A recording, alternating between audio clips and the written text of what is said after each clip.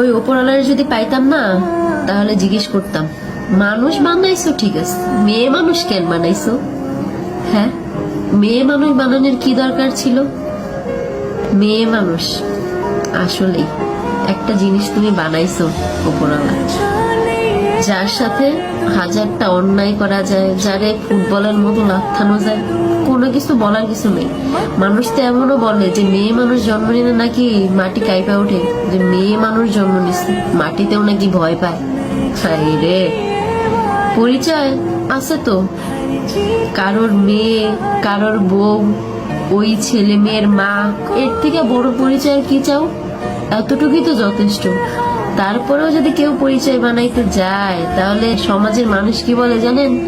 ওই মেয়ে মানুষের সাথে মিশো না, ওই মেয়ে মানুষ ভালো না, রাত বিরতে বেরোয়, চাকরি করে। মেয়ে মানুষকে চাকরি করা মানায়?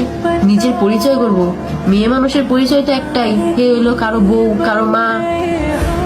এর থেকে বড় পরিচয় মেয়ে মানুষের হইতে পারে?